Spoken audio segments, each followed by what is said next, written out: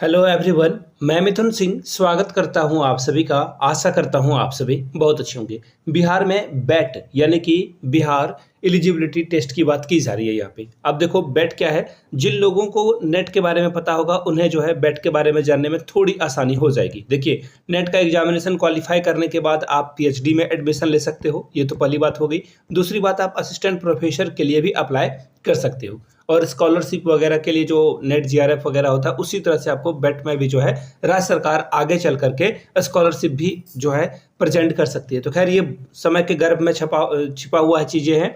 अभी फिलहाल के लिए जो मैं आपको बातें बताने वाला हूँ इस वीडियो में, सिर्फ पीजी पास यानी कि अगर आपने पोस्ट ग्रेजुएशन कर रखी है तो आप असिस्टेंट प्रोफेसर के लिए एलिजिबल हो जाते हो। इसके बारे में भी हम लोग बात करेंगे इस वीडियो में। और अब देखो, एक्चुअली बहुत सारे लोगों को पता होगा जो बहुत दिनों से इंतजार कर रहे हैं इस वैकेंसी के बारे में, या फिर ये जो एलिजिबिलिटी टेस्ट है इसके बारे में। तो आपको पता होना चाहिए कि 2023 से ही जो है ऐसे न्यूज़पेपर में खबरें आ रही थी कि इस पे जो है जल्द ही जो है इसके ऊपर कोई डिसीजन लिया जाएगा और एग्जामिनेशन कंडक्ट कराया जाएगा। तो देखो, फिलहाल के लिए TRE यानी कि टीचर एलिजिबिलिटी टेस्ट जो रिक्रूटमेंट वगैरह है, TRE 1, 2, 3 और 4 भी होने वाला है। तो ये मौका आपको नहीं छोड़ना है। अब जो है बेट का एग्जामिनेशन भी होगा, क्योंकि आपको पता होना चाहिए कि विधानसभा का जो चुनाव है वो भी होने वाला है। तो ऐसे में सरकार कोई भी खतरा मोल नहीं लेगी और जो भी रिक्रूटमेंट बची हुई है उस पर काम करने वाली है। तो ये था 1 मिनट 30 सेकंड के इंट्रो में मैंने सारी बातें आपको बता दी।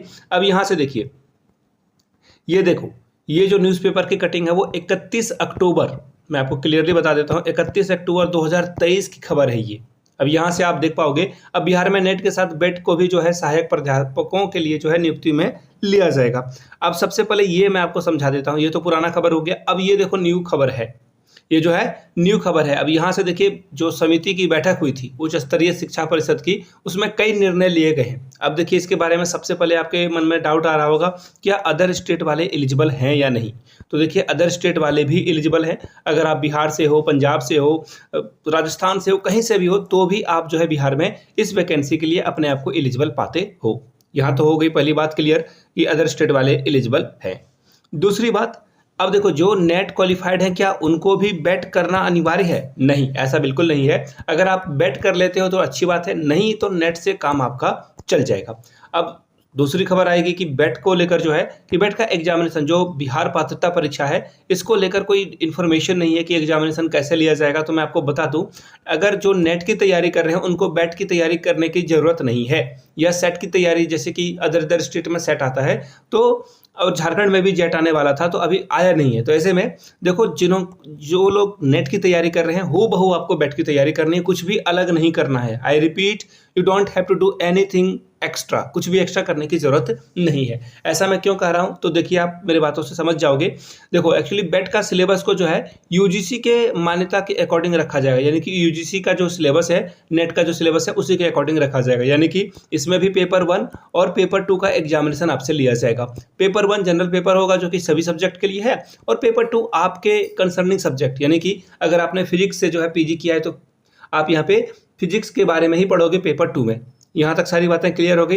अब सिलेबस क्या रहेगा, तो आपको कुछ नहीं करना है, आपको नेट के वेबसाइट पे जाना है, यूजीसी नेट के वेबसाइट पे जाना है। वहाँ से पेपर 1 और पेपर 2 का सिलेबस आपको डाउनलोड कर लेना है, जो भी आपका कंसर्निंग सब्जेक्ट है, और वही पेपर की तैयारी जो टॉपिक वाइज दिया गया है उसे आप पढ़ लें। टॉपिक वाइज जो सिलेबस है, इन टॉपिक्स को पढ़ना है आपको, वो आप यहाँ वहाँ से जो है देख सकते हैं। बाय द वे, आप टेलीग्राम पे आइए, टेलीग्राम पे मैं आप लोगों के लिए जो है जो भी सिलेबस की पीडीएफ है वो अवेलेबल कराने की कोशिश करूंगा, पेपर 1 के लिए भी और पेपर 2 के लिए भी। आप तैयारी के लिए जो है कर सकते हो। बाय द वे, इंस्टा पे भी मुझे आप फॉलो कर सकते हो @iMithunSingh पे। अगर किन्हीं को सिलेबस में दिक्कत हो रही हो तो आप मुझे मैसेज कर सकते हो इंस्टा पे iMithunSingh पे।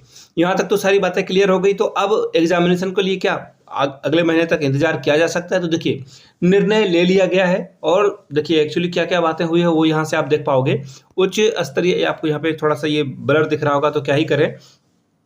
अब देखिए, अब जो है यूजीसी की ओर से, देखो सबसे बड़ी बात यह है कि यूजीसी की ओर से जो है मान्यता इनको मिल गई है, सिलेबस को भी अप्रूव कर दिया गया है। अब राज्य सरकार के पाले में गेंद है कि राज्य सरकार कितने जल्दी एग्जामिनेशन को कंडक्ट कराती है।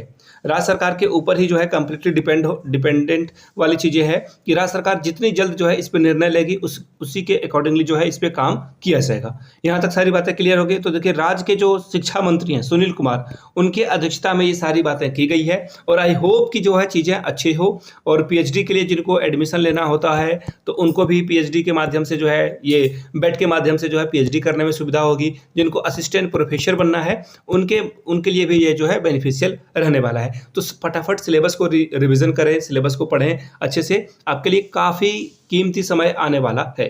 वीडियो को यहाँ तक देखने के लिए आप सभी का बहुत बहुत शुक्रिया। Have a good day. इस वीडियो को लाइक करें, अपने दोस्तों के बीच इसे शेयर करें और जो लोग भी असिस्टेंट प्रोफेसर बनना चाहते हैं उन तक इस वीडियो को किसी भी मीडियम से आप पहुँचा सकते हो। आप सभी का फिर से एक बार बहुत बहुत धन्यवाद। Have a good day.